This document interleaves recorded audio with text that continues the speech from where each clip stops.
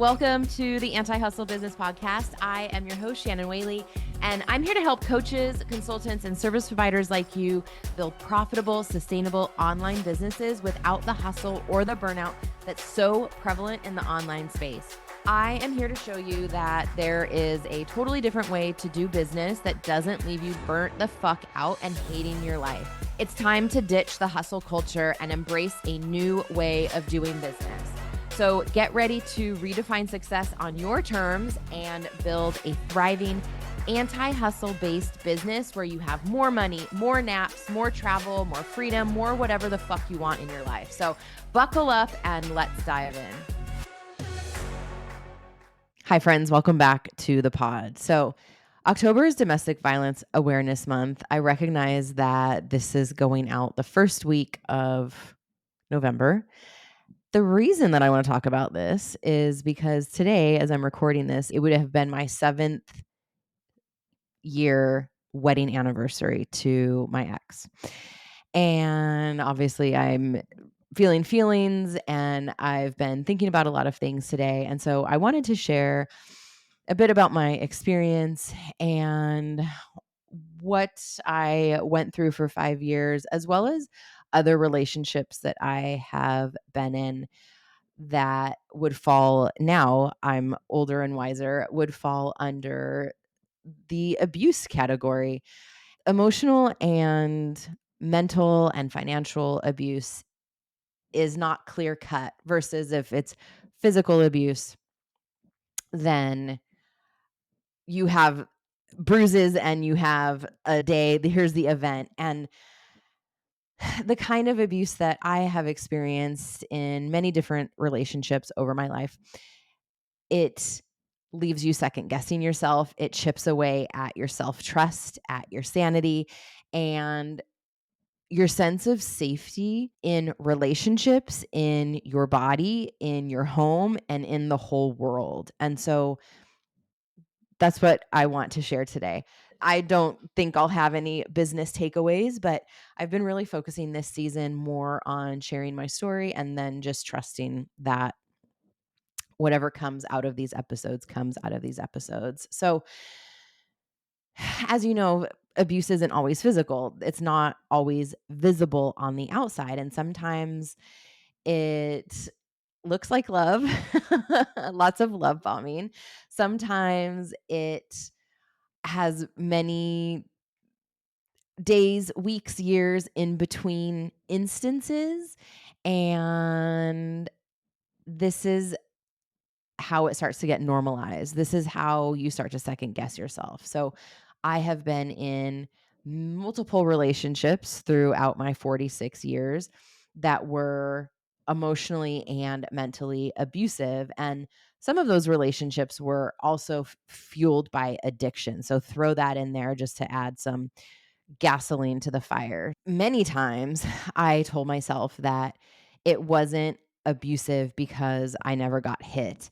And looking back now at the different ways that I was manipulated and lied to, the gaslighting, all of the betrayal, all of it left scars. And it has taken many years, lots of therapy, and I'm still really learning how to process this and make sure that I catch these signs faster, which I feel like I've gotten so much better at this. The dating that I've done in the last 3 years, when I left my ex-husband, I saw things pretty quickly in people. I saw red flags. Now, it doesn't mean that I didn't ignore the red flags. Baby steps, but I saw red flags and then chose to step over them, tie them in a little knot, make a little scarf. At least I didn't stay in these relationships for years. The longest relationship, if we want to call it that, that I have been in the last 4 years was like maybe 4 months of dating. So I quickly see things much faster. Thank fucking God, man. So let's just kind of back up. As I'm talking about these relationships, this is not just one person These are my experiences from many different relationships. And I want to talk about this because oftentimes we gaslight ourselves. We make excuses. They're making excuses. We want to see the best in people. I mean, and I am all about seeing people's potential and being like, no, I really know. Like, if you just did X, Y, and Z, then you would be the person that I want you to be, or that you're pretending to be, or that I think you could be, instead of looking at as is. And I've really, really had to work on as is. Like, is the person that you are presenting right fucking now up to my standards, up to what I need to hold me, and not basing my love or my relationship or my future on someone's potential. So, as I start to think back to the big relationships in my life, like my first marriage when I was 21, and there was alcohol involved and alcoholism present in that relationship. And when you're in a relationship where there's drugs and alcohol or someone who's addicted, it's constant fucking chaos. But like, not, I will take that back. It's not constant, but I was always waiting for the other shoe to drop, which that's kind of how I've lived anyway, because of my upbringing and the trauma and the abuse that I experienced as a child. Like, if it's too good to be true. Something's going to happen. So I've always waiting for the other shoe to drop. And this is the thing with abusive relationships and people who are toxic. I feel like toxic and abusive are like, it's a real fucking fine line, you know? And there's lying and manipulation and sneakiness and minimizing. There's codependency. So there's so much that's present, and you're just constantly on high alert. So talk about a nervous system that is just always in fight or flight response, because you're just waiting for them to fuck up again, because that's just how you've been living your life with this person.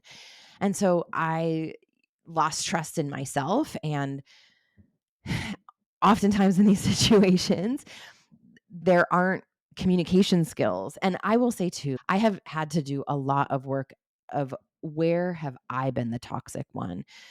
Not just responding to their toxicity and the abuse, but what's my responsibility here?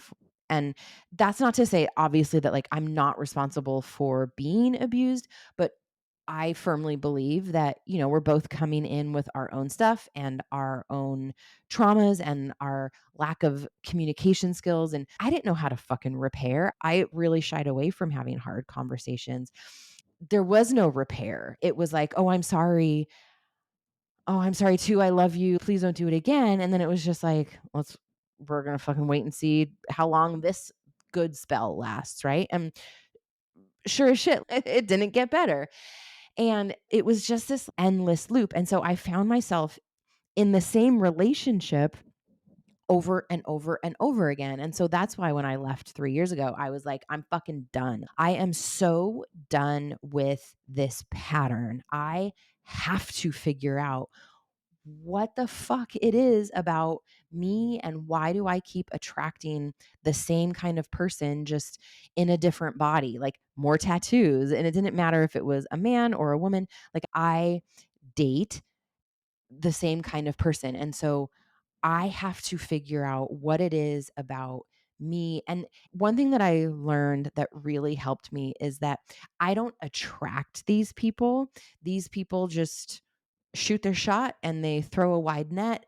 And what they're doing is they're seeing who accepts it, who accepts this behavior. It's not that I attracted them, it's that I let them stay. When I fucking heard that, I was like, oh, we hear this like, oh, you're manifesting this or you're attracting this. And no, I'm just out there. People are attracted to me, and we get to know each other on the apps or in real life. And it's my job to protect my heart. It's my job to pay attention to how I feel around that person. It's my job to set the pace and to give myself enough time to get out of their energy. Cause like, I'm neurodivergent, so it doesn't matter who the fuck it is. I am going to have limb rinse 100%. And anytime I'm dating someone now, I want to be like, look, I'm going to get obsessed with you, but it could literally be anybody. I'm not obsessed with you. I'm just obsessed with these feelings and this adrenaline rush, and this feels good. And my body is like, oh, I want more of this. I lock in. So don't take it personally. It's not you. It could be some other fucking person, but I don't say that. But I need to know that. I need to know that this is how I operate. And if I want to break the pattern, I need to give myself enough time in between dates. I need to pay attention to things and notice things about people. I need to ask the right questions, not like, what's your favorite music? I need to ask deeper questions so that I can understand, what are their values? What do they stand for? What's your relationship with your parents and your siblings? Tell me about your last relationship. Why did it end? What did you learn about yourself, right? These are all questions that I know now to ask to get a better understanding of, are we actually aligned? And I didn't have any of these fucking skills when I was in my 20s. I'm 46. I literally just got these skills a couple years ago. So if I could shorten your learning curve at all, then my job here is done. And so going back to being in these relationships and these loops of lies and apologies and I'm so sorry, and then relapsing into old behavior, not just going back out and drinking, because I mean, that was just kind of a given especially when I was still drinking. So it was just toxicity on both sides. And I fully recognize that. I don't like to go back into the past of my relationships when I was in my 20s, of when I was still partying and using, because that just doesn't feel like a good use of my time. But I can see more clearly now, obviously, I'm 12 years sober, of what did I miss? And a big part of it was, oh, and this is again like the trauma that I experienced as a child, and like the relationship with my biological father and my abusive mother, and right, all of this plays into all of that. But it was like, oh, I can love him out of his addiction. But then it became, why aren't I good enough? Why don't you love me enough to stop? And so then the self-loathing. And so this is how it just starts to really, really chip away at any sort of fucking confidence that you have, any sort of self-esteem and worthiness. And so it just becomes this big fucking loop. And then every time you think, okay, things are going to get better, they promised X, Y, and Z. I was in therapy. I've been in therapy with multiple partners of mine. And sure enough, like, it starts again, right? They go back out. We both start partying. We both start drinking. And it's just like this huge cycle. And then over time, that dynamic just really starts to fuck both people up. It starts to create resentments, micro resentments, big resentments, and you start to become somebody that you don't actually recognize anymore. And there were moments in my relationships where I was like, I don't even fucking like who I am. I hated who I was. I was anxious. I was hyper vigilant. I was counting drinks. I was checking up. I remember in one relationship, I mean, in multiple relationships, sitting in my car in the dark, waiting for them to get home to see if they got home when they said that they were going to, or if there was somebody else in the car, right? Crazy shit.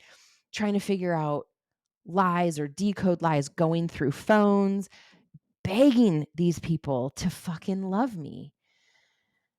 And, eventually realizing this isn't love. This is survival. This is codependency. This is really fucking toxic. And then, where have I been the abusive one in the relationship? And that has been a really hard pill to swallow, and something that I've had to really come to terms with, of, what am I responsible for here? How did I add to this? How did I add gasoline to this huge fucking fire? And what do I need to change? What do I need to heal so that I don't show up like that anymore? Because I am done. And how do I heal that codependency and begging people to fucking love me, basically, right? So when I got sober 12 years ago, I had to draw a line in the sand around who I was dating when it came to drugs and alcohol. Obviously, if someone, I say obviously, but listen to this shit. Obviously, someone who doesn't drink or use drugs. So I drew a line in the sand. I got sober. I was dating somebody for 4 years of my first 4 years of sobriety. I understand now why they tell you in AA not to date anybody when you're first getting sober, because you do not know who the fuck you are. You are starting at ground zero, brand new, figuring out your likes, your dislikes, communication skills, who you are, who you want to be. So I fully get why you're not supposed to date for the first year. And I would say probably more than that. But we were already in a relationship when I was drinking, and then I quit while like 6 months into the relationship. So that's kind of how that ended up. But I drew a line in the sand. Okay, I'm not going to date anyone who drinks or does drugs because I don't want to get caught back up into that. I also, when I left that relationship, saw how fast some good D will make you throw all of that out the window. Now, I didn't relapse on drugs or alcohol, but I did overstep my boundaries and cross all of my boundaries in terms of dating somebody who was drinking and using blow. Now, I knew that I was leaving the island and that that was going to be over. So it was a very short-lived fling situationship. But what really stood out for me, and I was like, "Oh, I was safe in this relationship. I was protected from the outside world as I got sober. But then when I was let out into the wild, sober, but now dating, I realized that I need to I need to really, really keep myself in check because I was like, well, we're not going to stay together. I'm moving, da, da, da, da, right? And I saw how fast I went back into those old behaviors because we would hang out during the weekday and then he would go on binges. Friday night, it was like fucking clockwork. I didn't hear from him all weekend. And then he would reemerge Monday or Tuesday. Hey, how are you doing? How was your weekend? And I was like, I know that you were out at brunch. I know that you were getting wasted and doing a bunch of blow. And here's me, puppy dog, because of the D was so good. But I was like, this is a problem. I'm really fucking happy that I'm leaving. But I saw how fast I got back into those old behaviors if I'm not in therapy, if I'm not constantly looking at this. And granted, I had just gotten out of that relationship and met this new guy and was like, whatever, just like, I need to have some fun. So old habits die hard. But I started realizing the toxic patterns, and maybe this is the first time too because I was 4 years sober, so I could see exactly what was happening. I knew exactly what he was doing. I saw how I was showing up and how I was right back into, even though I was not using, I was right back into those old codependent begging somebody to fucking love me. So it was very clear, this is your work. This is what you need to fucking figure out. And now again, like toxic slash abusive, it's a fine line. Like, when do we cross over? I don't know. He never yelled at me. There was some name calling, I'm sure, of me calling him out on what he was doing, but there was confusion, there was lying, there was minimizing. The safety of the relationship, the situationship was completely eroded because there was no proper repair, there was no honest conversation, and the push pull felt familiar. And I loved the fucking rush of, and this is the problem too. My drug of choice was ecstasy. And so that rush that you get is mimicked by these abusive relationships because you get that rush, that feeling, and then the fucking come down. And then we're going to do it all over next week. So, what I had to do was commit to my healing.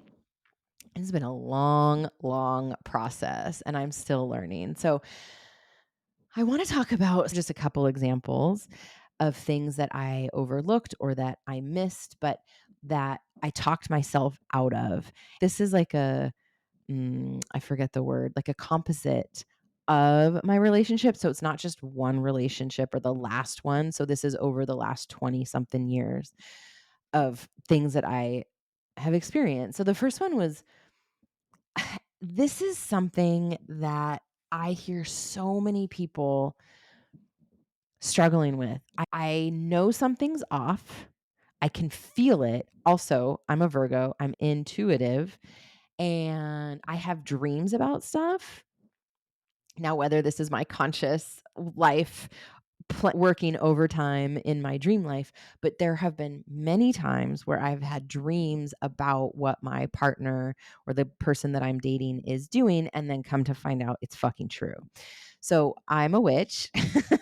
I am very intuitive. And if you're lying to me, I probably already know or will figure it out very quickly.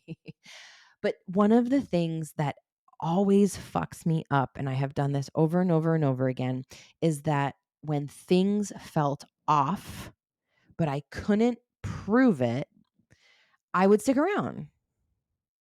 And this gets harder the longer you're in a relationship. And like when I was married, I was like, something's not, I, I have literally no proof. There's nothing that he's done that's made me think that he's cheating on me. I knew that something was going on. And I thought it was because I had been cheated on before multiple times by different partners. And so I just thought that it was because I was hyper vigilant. And so that played a huge part in me also gaslighting myself and explaining things away. And so I had a therapist at the time, and I was like, look, I want to work on this with you because I have a feeling, but I don't trust myself. Do I really have a feeling, or is it just because I'm paranoid because of the last relationship I was in? And that's why I left, was because I found out that he was cheating. Is that why maybe I'm hyper vigilant about this? And he was like, okay, do you have any proof? Are there any signs? There's telltale signs, right? And I was like, there's not. He's so fucking good to me. And he said, okay, so you can either choose to stay hyper vigilant and suspicious, or you can choose to trust him because you don't have anything to tell you otherwise. And you can build the trust in yourself that if he is, I first of all know that I'll leave. That is a deal breaker. No conversation after that is needed. And I had to trust that I would hold myself through it. And I had to find evidence from my other relationships. Okay, so what evidence do you have from the past that you were fine? That you know, yes, you're going to be sad and you're going to be emotional and you're going to be really hurt. And it's going to feel like a huge betrayal. And also, tell me about your glow ups. Tell me about what life looked like after these relationships. And I'm like, well, my glow ups are really fucking good after a relationship. So that became what I had to hold on to, that I know that, and this is just moving forward. I know that if I'm being cheated on, I'm fucking done. There's no need for a conversation. I will just pick my shit up and leave, which I did. And I'm going to be okay. I'll figure it out. I always end up on my feet, and my glow ups are always so fucking good. So I'm actually better when I'm not in a relationship or in a shitty relationship. And so the lesson for me here was that I had to build trust in myself. And that is more important. Building the trust in yourself is more important than giving trust away too easily, which I also do. Want to break free from the hustle and grind and build a successful business? I've helped thousands of clients and students leave their 9-to-5 jobs, travel the world, land their first clients, close 5-figure sales in the DMs, and grow their businesses to 6 and 7 figures. Want to know more? Visit antihustlebiz.com and transform your life and business the anti-hustle way. Okay, back to the show. I have given trust away very freely without someone having earned it. Like, yes, you get a blanket trust. And also, there's things, where do I feel prioritized? Do I feel protected? Do I feel like the relationship is protected? And if the answer is no, then we need to take a step back with this trust piece. So, building my trust in myself, coming back to home, has been a huge part of the work that I've had to do over the last 12 years at least, but then over the last 3 years of since I left my ex. So, another thing that I just thought was gross and toxic, but didn't realize that it was actually manipulation and coercion was, there's been multiple partners where they want to have sex and I wasn't into it for whatever reason. Maybe I was tired, or maybe they were being a fucking dickhead and I didn't want to have sex with them and I didn't feel connected. And this is something that a lot of women experience and don't realize that coercion and manipulation to have sex is not an enthusiastic yes. And so, what do we know about that? That's considered assault. So, do with this information what you want. But when you're with somebody who coerces you, right? Like, imagine if you are dating someone, because, like, this is how abuse fucks you up when you're in a relationship. Like, imagine if you're on a first date or a third date and they coerce you into having sex. You would feel violated. You would feel assaulted, perhaps. But just because it's your partner or your husband or your long-term boyfriend, now we start making fucking excuses for it. And I remember one of my partners was like, "Well, I'll just take care of it myself then." I'm like, "Fine. Go to the bathroom. That's great. Like, I don't fucking care." And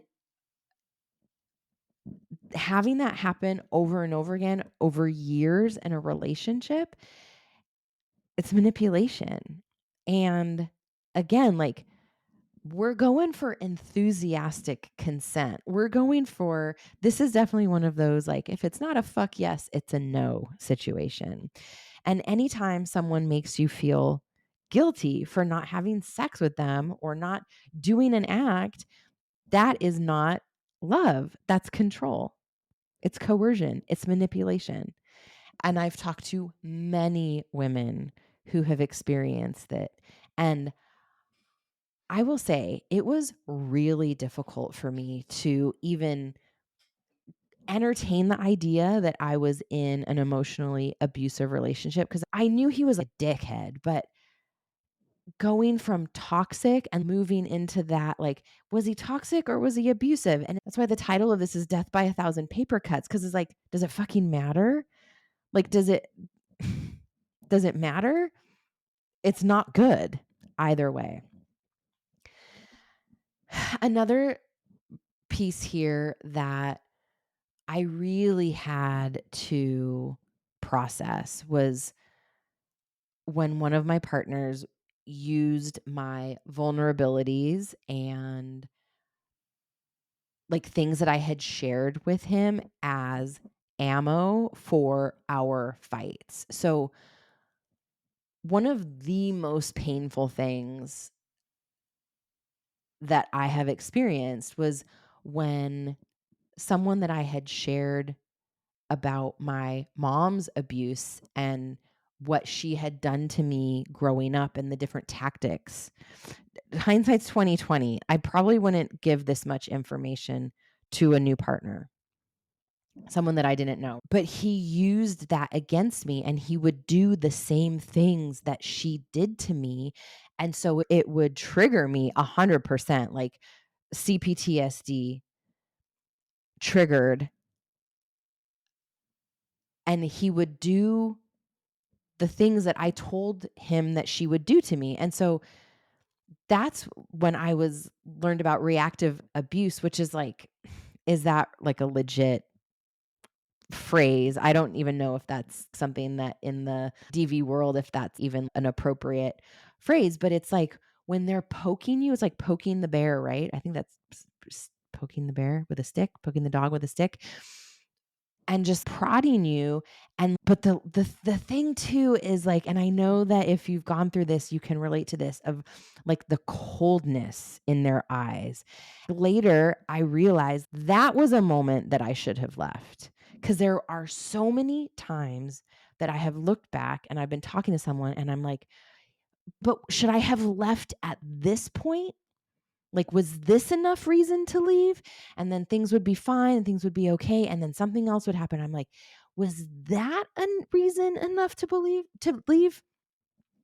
And there were so many of those moments by the end where now I can look back and be like, that was when I should have left. Okay, that moment is definitely when I should have left. Like when my ex refused to drive me to the emergency room when I got bit by a feral cat. I don't think it was feral, but it was like an outdoor cat. But we were in this like little village. Refused to take me and then drove like a bat out of hell on the freeway to get me to the hospital, where I was like, we're going to fucking crash. And that's abuse too, when they're driving like a fucking maniac and putting you in harm. And this is what I mean by I didn't feel protected. I didn't feel like, I don't think that he fucking cared if he died. I don't think he cared if he killed either of us. And that is fucking frightening, right? So it's like that moment where he refused to take me to the hospital should have been a fuck you, I'm done. Let me get my tetanus shot. Let me get my antibiotics. We're fucking done. But again, it was like, how did I explain that away? And this is how emotional abuse is so insidious and so fucking tricky. And then, you don't want to be like talking about all of your business on the internet or telling all your friends. So now you're hiding things that they did from people, or you're downplaying it. And there were definitely moments where I was like, okay, my husband, my partner did that. Is this fucked up? Like, tell me that this is fucked up, right? Like, am I overreacting? And that's like one of those things when I'm going through stuff and I'm like, okay, am I overreacting? Is this ridiculous? No, you're not. Fucking leave. So now that is for me a big red flag of when I start to doubt myself and I start to ask friends, what would you do in this situation? It's time to take notice. A huge fight that I was in with my ex was when I brought this up and I was like, I feel like you're doing the exact shit that my mom did to me. And I feel like you're doing this on purpose. And I just remember the look on his face was so fucking cold. And it was when it dawned on me, he is doing this on purpose. Like, this is very calculated, because a partner, like a true partner, would be like, I am so fucking sorry. I love you so much and I am so sorry. Like, that's what like a normal loving human being would do. But when they are just like cold and on their phone while you're having a fucking breakdown, that should be the moment that you leave. That was definitely a moment that I clocked that I'm not making things up. When I say, when I think he's doing this on purpose, that was one of the moments where I was like, you're right. Stop explaining this away. This is very calculated and this is very much on purpose. And I talked a little bit about not feeling prioritized or protected, but that was a big, big pattern of mine as well. especially dating people who were still in close, consistent contact with exes. Now, I know that this is not a popular opinion like in the poly community because there's so many different kinds of relationships and people move in and out of different relationships. And so I've seen this conversation on poly threads before where this is like a very heteronormative, oh, you can't be friend like this possession feeling, right? Of like, oh, you can't be friends with your exes. But this is a hard boundary for me because of my experiences in the past. But this has always made me feel really unsafe and small and not important. And every single time felt like I was competing for my partner's attention, which that is not how. And I recognize when I was in this too, like that is not what this is not what it's supposed to look like. And I know now that when you're in a healthy relationship, both people protect the other person, they protect the relationship and the unit, and they cut off or limit contact with people who threaten or could pose a threat to that union, whether you're married or in a relationship, right?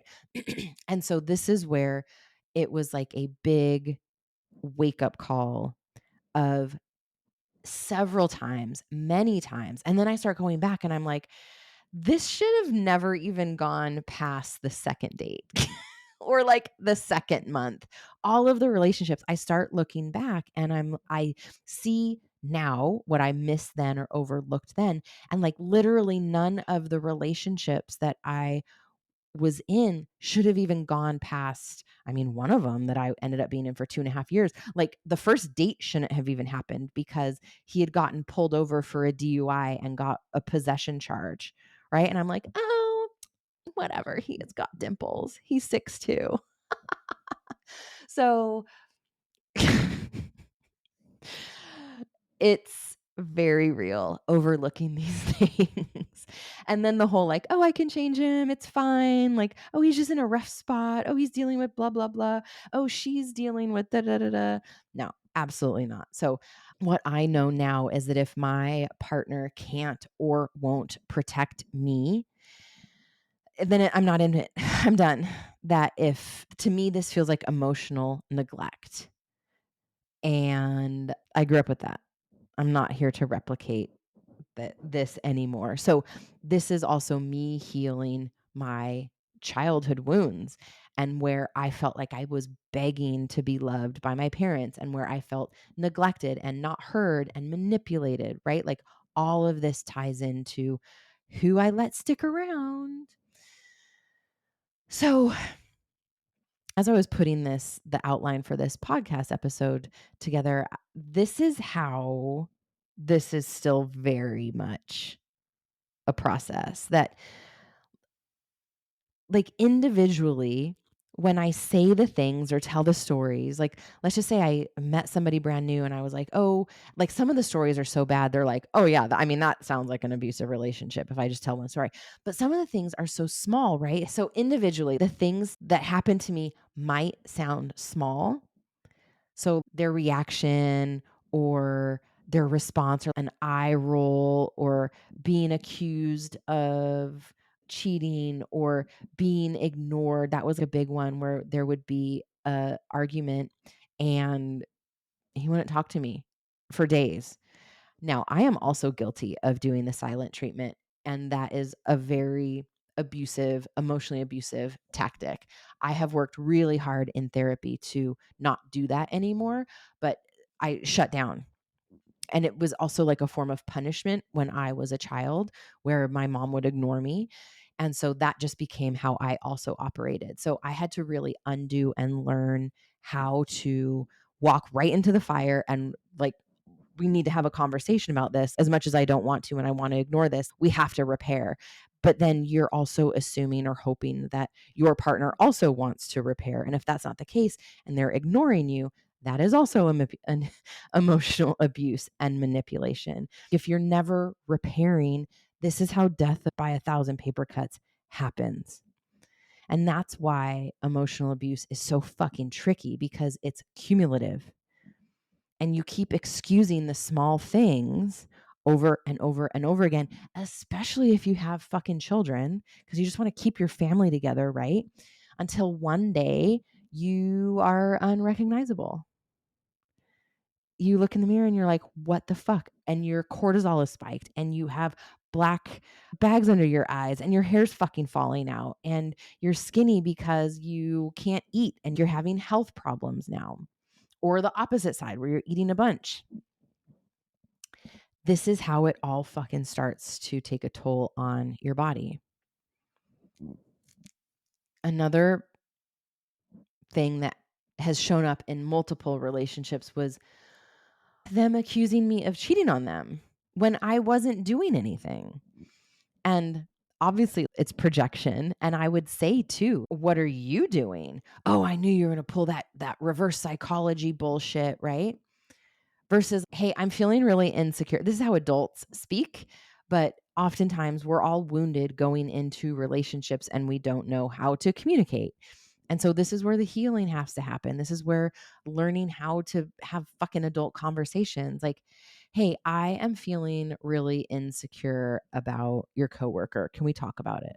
Yeah. What's going on? Talk to me, right? Instead of being like, oh, I know that you want to fuck so and so. And I will add fuel to the fire. I'm like, yeah, and he's fucking hot. And so this is where I had to look at where I was toxic because some of the shit, like, and you just get so tired of being accused of shit that you're not actually doing. And because of all the other things that you've been feeling and seeing and have been experiencing, this is where it becomes this toxic pattern where if I would have been approached with, hey, I'm feeling really insecure. And this is where things for me really started changing in my last relationship because I was working with an imago therapist. And so I was learning new language. I was learning new communication skills. And so I had it on a piece of paper. I mean, like, I don't know how to do this. Like, I literally felt like I was reading this script because I was like, I do not know how to communicate like an adult and I need to change this. I want to change this. So I'd be like, I feel, right? Are you available to talk about it right now? And so that was me like getting a new skill set because I was how many years into recovery and didn't know how to fucking do any of this. And then I was already married, right? So I'm like, okay, I got to figure this out. And the last thing that I'll share is this is so common with narcissists and it's around sabotaging any joyful moments, celebrations, birthdays, Christmas, where you're happy or you are the person being celebrated. So I learned this really well over the last 8 years that if your partner can't handle you shining and being big and bold, which is like, hello, that's literally the work that I do, huge fucking red flag. So when it was my birthday, I had multiple birthdays, absolutely fucking ruined, or like a big month in my business, or I was going to launch, and this was going to be a big launch, something would always happen. Something would go off. He would do something or say something to just fuck me up. And this might show up like they're going to start an argument or do something that ruins the day or be like, I can't make it, right? Where you're depending on them. I mean, I've seen this in not just romantic relationships, but like watching someone get hurt during a wedding. And then all eyes were on them because of this injury, right? And it's like, oh, how fucking convenient. So this is also something to pay attention to. If they're not like, ta-da, this is my partner, aren't they fucking fabulous? Get out. Just fucking done. My standards have been raised so high, I feel like no one's going to be. Now they're too high. But I literally didn't have any standards before. And as I've been dating too, this is like the conversation I've been having with I have never had so much trouble like finding somebody or getting into a relationship, I was always in a relationship in my 20s and 30s, right? Yeah, some of them would overlap. So whether it was like me cheating or like they were in the perimeter, right? Or it was a coworker and then I left the relationship and the coworker like stepped up and then we were dating within a couple of weeks or whatever, right? That when I was like, God, I've never had this much trouble finding someone. And then the other me, higher level me was like, yeah, you fucking dummy, because you didn't have any standards. You would literally take anybody who was right in front of you. I was like, oh, touche. So dating has been difficult over the last 3 years. I mean, when I left my marriage, I didn't date for a year. And now I'm not dating anymore.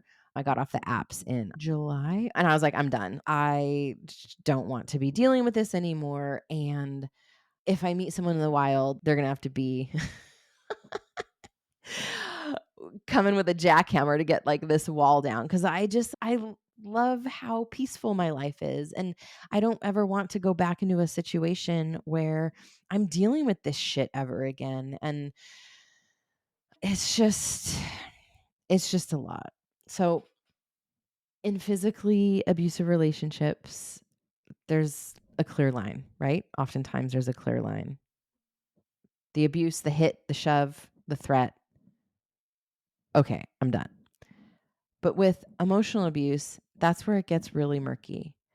And it's like a slow unraveling of your boundaries, of your sanity, of your self-esteem, of your self-trust. And you don't realize how far you've drifted away until you're completely untethered. And then you stay because you remember the good times and the version of them that was fun and kind and stable. And, in those first couple of months, usually they're laying it on real fucking thick. And then this is also like in between the incidents, things are good. We would go on road trips, we'd go on vacations, I would get jewelry, right? And then sure as shit, something else happens. Or later realizing like, oh, that was out of guilt because of what he was doing. And that's all fucking bittersweet. And then you stay because you want to have a happy ending. Like I didn't want my marriage to end. I wanted to be married. I liked being married. I mean, for the most part, I really enjoyed being married. And I didn't want our fairy tale love story to end. I didn't know that it was one-sided. I didn't know that I had been lied to for 5 years. I didn't know that all of it was fake.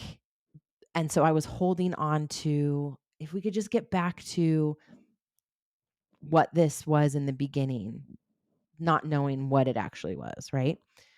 But then you stay, I remember staying because like if I just love harder, if I learn how to communicate with them or if I understand them better, then things will get better. And you can't you can't have a healthy relationship with an abuser. Right? And if it's like toxic and you are both feeding off of each other and you're both committing to therapy and you're both doing your own work and there's changes happening, maybe.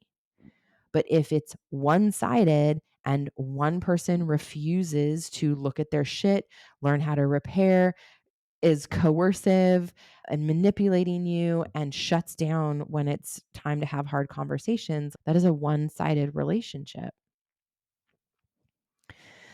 So I want to leave you with some of the key pieces that I've worked on, and perhaps this is an invitation for you. So maybe some tangible pieces. So the first thing is obviously that self-trust and learning how to trust yourself again. And if something feels off, fucking listen to that. Believe it. You don't have to have proof.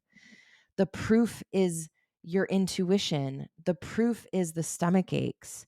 The proof is your nervous system taxed out. The proof is your cortisol. Like you fucking know, especially women, we have this sixth sense. We fucking know.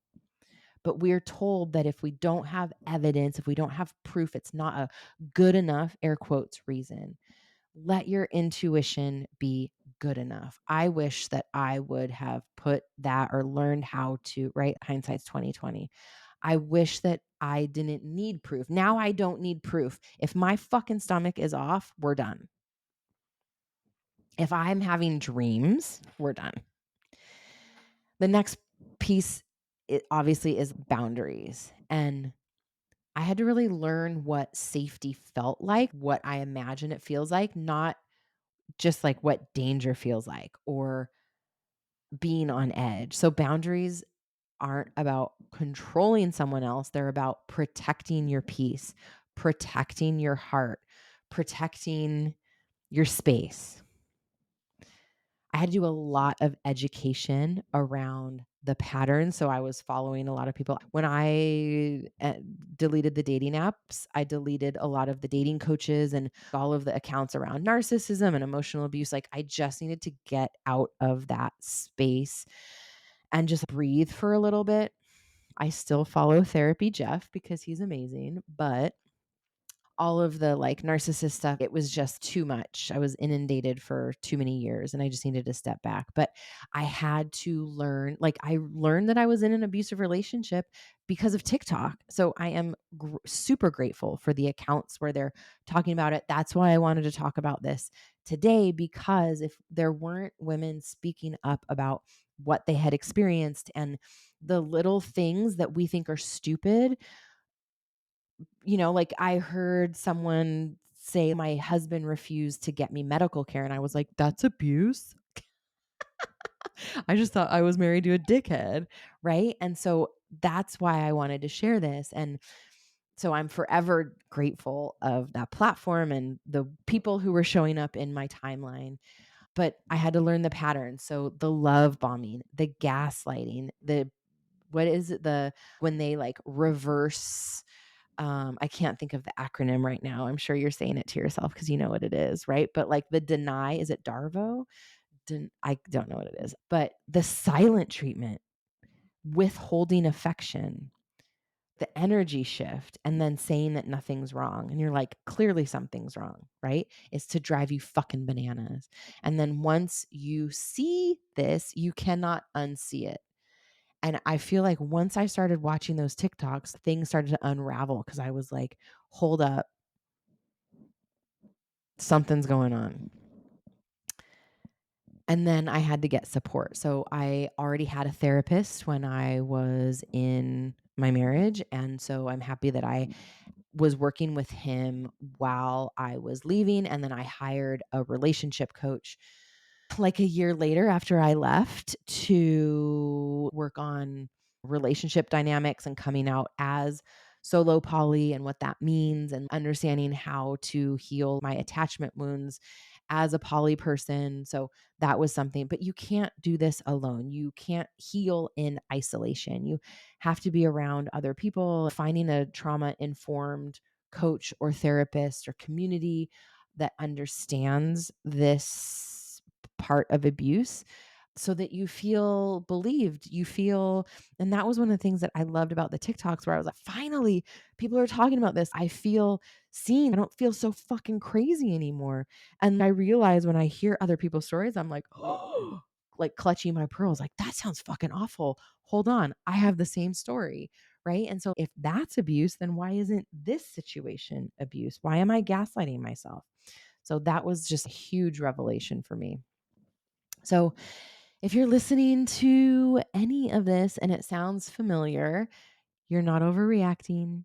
You're not broken. You're not too sensitive. You're not PMSing. I mean, maybe you're PMSing, but that is not this. You're waking up. And so maybe you are hearing your stories in my story. I heard my story in the TikTok stories. And so I love you. There are people to help you and to support you. And I hope that you are able to get out and leave and take care of yourself and that you learn to trust yourself again. And that is the beginning of your freedom and your glow up. I know that this podcast is listened to around the world, so I can definitely put a link to the National Domestic Violence Hotline from the US in the show notes. You can go to thehotline.org for 24/7 confidential support. And I'll also put that in the show notes. But if you are not based in the US or North America, please find a shelter or a hotline where you are to get some support. Also, make sure that you are not being monitored on your computer. That's a whole other conversation. So if you need to go to the library or ask to borrow a friend's account or get a burner phone, then please do that so that you don't put yourself in more harm. But thank you for being here. Thank you for listening, and I appreciate you. And if you have any questions or if you're experiencing this and you want to reach out, please do. I'm here to listen and help in any way that I can. So I love you. My heart is with you, and I appreciate you. Bye. Thank you so much for tuning in to this episode of the Anti-Hustle Business Podcast. I hope you found inspiration in the message and that you got some actionable next steps that you can implement right away in your business to start seeing results and moving the needle. Remember, you don't have to sacrifice your well-being or your mental health to achieve success. So prioritize your pleasure, play, and rest while you build your business around your life. If you enjoyed today's episode, please subscribe, rate, and leave a review. Your feedback helps me reach more entrepreneurs like you who want to do business in a completely new way. For more resources and to connect with my community, please visit my website at antihustlebiz.com and follow me on Instagram at @TheShannonWhaley. Until next time, keep taking those strategic anti-hustle steps toward building the business and life that you love. Take care.